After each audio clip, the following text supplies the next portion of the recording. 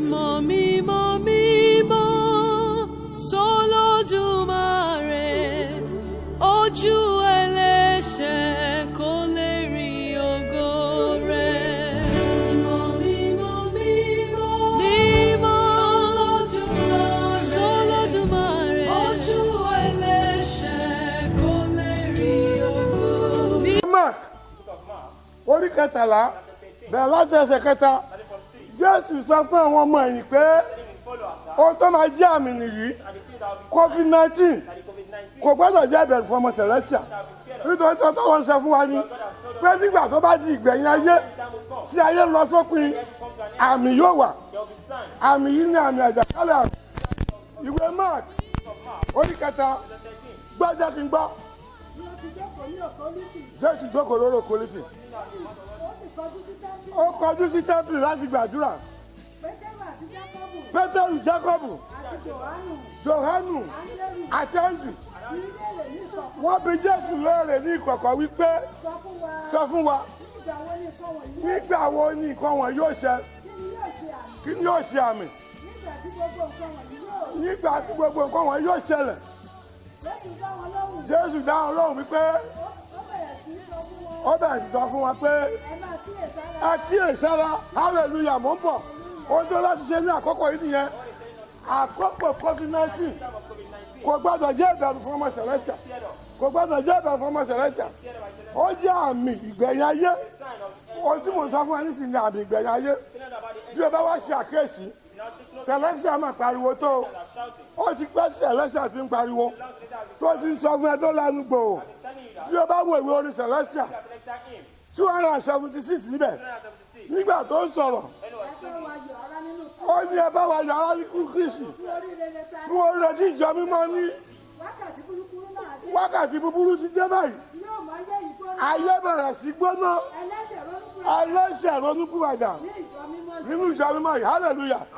Ó tí ìjọ mímọ́ sọ fún ẹnìyẹn pé kó ronúpìwàdà, ṣùgbọ́n ọ̀pọ̀lọpọ̀ rò wípé ìgbẹ̀yìn ayé ò ní dé, ìgbẹ̀yìn ayé ò ní dé.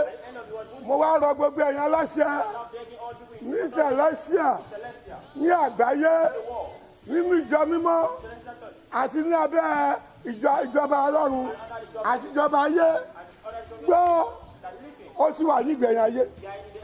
Ìgbẹ̀yìn ayé ló wà yìí, nínú àjàkálẹ̀ àrùn, ogun, wàhálà yìí, ohun tó ṣẹlẹ̀ nìyẹn. Àmì ìgbẹ̀yìn ayé yìí mo fẹ́ kó wò dáadáa.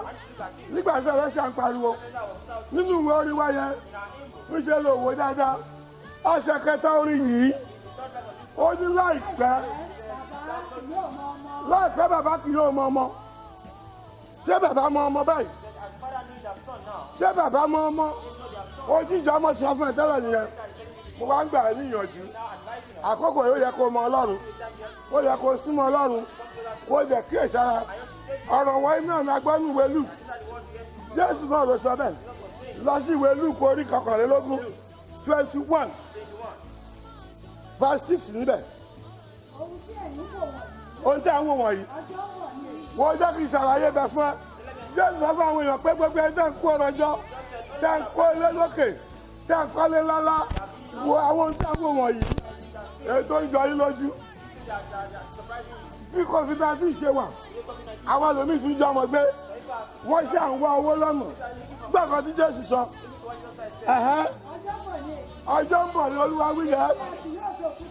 Gbogbo ń tẹ́ ẹ̀kọ́ tó ń jọ yín lójú yìí, Jésù sọ pé a kì yóò fi òkúta kan sílẹ̀ lórí èkejì.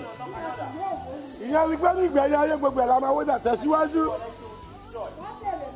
Ó bẹ̀rẹ̀ lọ́wọ́ Jésù, olùkọ́ni, nígbà wo ni nǹkan wọ̀nyí yóò ṣẹ? Kí ni yóò jẹ́ àmì? Mo sọ fún ẹ nípa àmì ìgbẹ̀yìn ayé, yes. Ó wí pé ẹ kíyèsára. Mo fẹ́ kó kíyèsára ká má bàa mú ẹ ṣìnà. Yes, tẹ̀síwájú.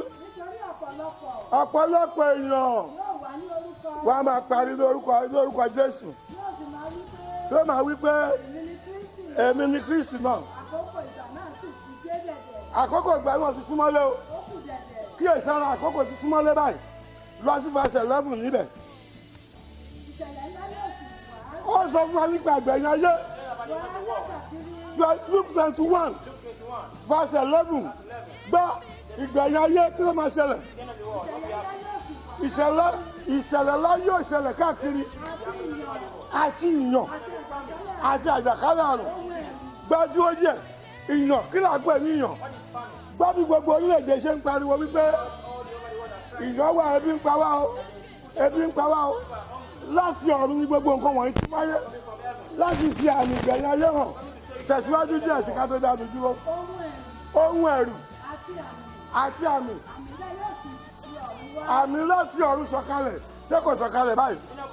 Mo gbọ́ gbogbo àwọn aláṣẹ tí wọ́n rò wípé bí àwọn bá fẹsẹ̀ kọ lásán wọ́n á gba ìlú òyìnbó lọ, ṣùgbọ́n bí ìjọba Ọlọ́run bá dé iṣẹ́ ni kò ní yọ olówó kúrò. Gbọ́dọ̀ sì ń kíyèsára ohun tó bá yẹ kó ṣe ni kó ṣe. Tẹ̀síwájú díẹ̀ sí. Yes. Bẹ́ẹ̀ni àwọn àmì wọ̀nyí ọṣẹ́ ìyá mi àwọn kà níjọba ọ̀run ní ìṣe àdúpẹ́ ní ọwọ́ Ọlọ́run. Ó mú ẹrí ìgbẹ̀yìn, ó rí ẹmú ẹrí ìbẹ̀rẹ̀, ṣùgbọ́n kí n sọ fún ẹ wípé òpin ò tí ì dé o.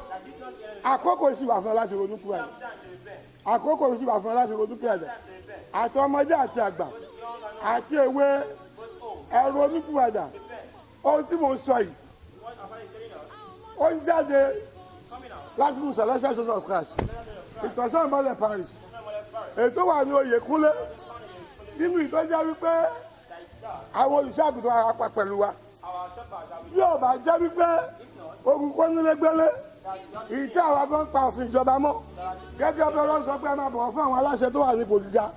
Ò bá rí ọ̀pọ̀lọpọ̀ èèyàn púpọ̀ ní ìṣàsọ fún ẹ wípé bó tiẹ̀ lè ráyè ṣe ẹ̀sìn tó bá di ọjọ́ Sunday nítorí agogo 12 ó máa pe àwọn nọ́mbà yìí láti fi àdúrà ràn ẹ́ lọ́wọ́ ní aago 12 080 35 78 199 8 gbọ́dọ̀ kan sí 080 35 78 199 8 wá pe àwọn bàbá wọ̀ṣínáàkì ní ọjọ́ Sunday aago 12 wọ́n máa fi àdúrà ràn ẹ́ lọ́wọ́ nítorí pé wọ́n mọ̀ pé ò lè jáde wá láti wá ṣe ẹ̀sìn. Bákan náà ni a fi àwọn nọ́mbà kan fún ọ lẹ́ẹ̀kan sí láti pe Prophet Samson 080 60 21 4281 gbọ́ lẹ́ẹ̀kan sí 081 60 21 48281 gbọ́ ìmíràn 080 233 64 785. Mo gbàgbọ́ wípé Ọlọ́run yóò dúró tì ọ́. Bí o ti wà nínú ilé yẹn tí o ráyè jáde láti wá ṣe ẹ̀sìn, àwọn òṣèlú wa yóò máa fi àdúrà ràn ọ́ lọ́wọ́, yóò sì dára fún ọ. Ẹ jẹ́ ká gbàdúrà. Jehovah, Jésù Kristi, Olú Sẹ́ńtì Michael, Ọlọ́run àgbáyé, Ọlọ́run Celestial, àkókò iṣẹ́ àkókò tá a lè bẹ̀rù púpọ̀ nítorí ohun tó ti bá wa sọ ní oníwà fi àmì hàn, ṣùgbọ́n àmì yìí láti fi fọ̀rọ̀ má jẹ́ kó pẹ́ o. Ní orúkọ Jésù, gbogbo àwọn ènìyàn káàkiri àgbáyé nínú ìjọ Celestial Church of Christ, pàtàkì jùlọ ìjọ Ìtànṣán Ìmọ́lẹ̀ tó wà ní Bàrígà, Ọlọ́run yóò mi gbàkóso ayé wọn. Ọ̀run kó darí sí àkókò kò rẹ̀ bí òní parí kú. Ìmọ́lẹ̀ Ọlọ́run á jọba, àìsàn àjàkálẹ̀ àrùn kòrónà kò ní wọlé yìí. Mo gbàdúrà fún gbogbo àwọn ìtọ́jẹ́ group tó ń ṣe ètò yìí tó ń gbé jáde sínú afẹ́fẹ́ ní orúkọ Jésù. Àrùn kárùn ní kọlù yìí bí a ti ń jáde lọ káàkiri àgbáyé láti fi àmì yìí hàn, láti sọ fún àwọn èèyàn nípa àmì yìí. Ọlọ́run yóò máa dúró sí yìí. Ìmọ́lẹ̀ Ọlọ́run yóò jọba máa bá ń gbé. Jẹ́ kó rọ fẹ́ ṣẹ́ sí bàbá tọmọtọ Ọlọ́run ẹ̀mí níwọ́ kó bá lé gbogbo àgbáyé, pàtàkì jùlọ gbogbo àwọn Celestial káàkiri àgbáyé. Ẹ ò ní rí wàhálà. Àìsàn kòrónà ní wọ̀nyí ayé yìí. Mo pàṣẹ àìsàn náà kó jáde kúrò lórílẹ̀-èdè yìí. kí bọ́lá ọlọ́run kó jọba máa sìn wá lọ ẹ bá wa yàrá nù Kristi o oríire la ní yìí ọlọ́run ló jù ó sì wá fàyè sílẹ̀ sátọ̀ Kristi ojú olórí òkè ń pè ẹ́ ṣọ́ra kíyèsára Jésù Olúwa wa. méje fún Jésù hallelujah hallelujah hallelujah hallelujah hallelujah hallelujah hallelujah bye bye.